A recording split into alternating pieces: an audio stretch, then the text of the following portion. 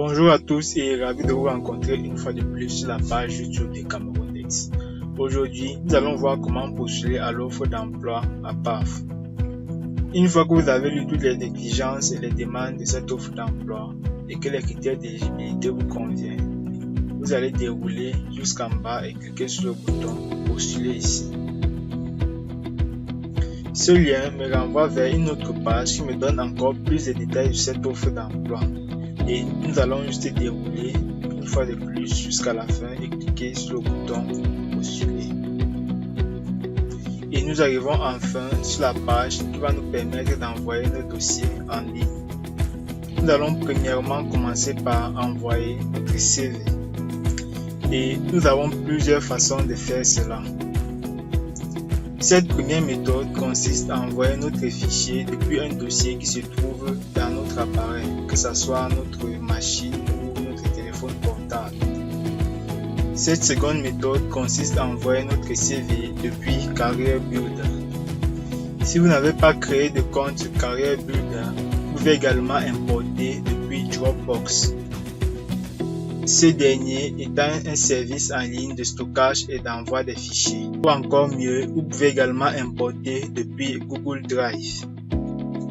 Et si vous n'avez jamais créé de compte sur cette plateforme-là, vous pouvez également utiliser cette dernière méthode, qu'il s'agit de copier votre CV depuis un document Word ou PDF et de le coller immédiatement sur cette page-là, ou encore de les saisir directement depuis votre clavier.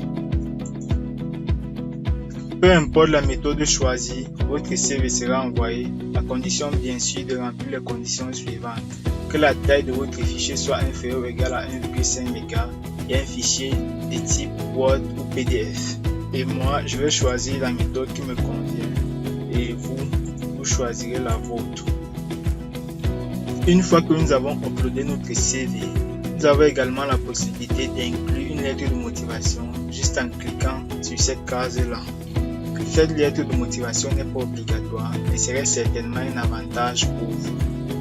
Alors, nous allons l'uploader de la même manière et cliquer sur le bouton continuer. Nous passons maintenant à la deuxième phase d'envoi de nos dossiers en ligne. Là, nous avons civilité, si vous êtes monsieur ou madame, votre nom et prénom. Date de naissance également. Nous allons juste mettre une date de naissance au hasard. Vous mettrez la vôtre. Votre nationalité également. Gabonaise par exemple. Et votre adresse. Vous trouverez que dans certaines cases, il est écrit en rouge et entre parenthèses requis. C'est-à-dire qu'il est obligé de remplir cette case-là et dans d'autres cases, il n'y en a rien. Alors vous pouvez juste laisser ces cases-là, ce sont juste des informations complémentaires sur vous.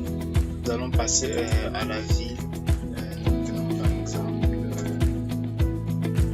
voilà, l'adresse email, vous saisissez votre adresse email, numéro de téléphone également, téléphone il n'est pas obligatoire de mettre un second numéro de téléphone, alors vous pouvez la laisser ainsi.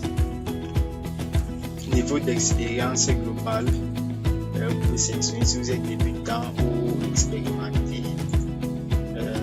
Niveau d'études également. Si vous avez par exemple une licence, bac plus 3, si vous êtes ingénieur. Et spécialité. Et vous allez juste choisir votre spécialité, peut-être technique ou mécanique. Et si parmi toutes ces options-là, vous ne trouvez pas votre spécialité, vous pouvez également cliquer sur autre.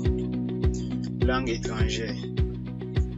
Langue étrangère 1, vous pouvez sélectionner si vous en avez et si vous n'en avez pas, vous pouvez juste laisser toutes ces cases vides là. De même pour langue étrangère 2 et langue étrangère 3. Actuellement en poste, ici l'employeur demande si vous êtes actuellement employé ou pas et vous allez choisir selon vous. Disponibilité. Ici l'employeur cherche juste à savoir en combien de temps est-ce que vous serez disponible. Si peut-être dans plus de 3 mois ou dans moins de 3 mois immédiatement. Si ici en haut vous avez cliqué sur actuellement en poste non, c'est-à-dire vous n'êtes pas employé, alors vous serez certainement disponible immédiatement. Nous avons également famille de métier. Je vais dérouler et choisir la famille de métier, ingénieur, industrie, production et poste. Le poste que vous occupez dans ces métiers, remarquez également que cette case-là n'est pas obligatoire, alors vous pouvez juste la laisser vide si vous ne voulez pas la remplir. Ensuite, nous avons la famille de métiers. Vous allez dérouler jusqu'à trouver la famille des métiers. Et moi, je vais choisir encore ingénieur en industrie et production, puisque c'est la même famille que j'ai choisi tout à l'heure. Et nous allons encore choisir le poste occupé dans ce métier-là. Et continuer. Là, nous avons prétention salariale mensuelle. Là, nous allons entrer le montant d'argent que nous espérons avoir par mois. Également, si vous avez un permis, oui ou non, vous allez sélectionner. Et si vous avez un autre permis, vous pouvez également venir sélectionner. Cliquez sur ces deux cases-là, puisqu'ils sont requis. Et cette dernière option qui demande si vous souhaitez recevoir des informations relatives à l'entreprise. Là, celle-là, elle est optionnelle, alors vous pouvez la laisser si vous ne voulez pas. Et nous allons enfin cliquer sur le bouton postuler. Et celui amène vers cette page qui vous remercie pour votre candidature, vous rassurant bien sûr que votre candidature a bel et bien été reçue.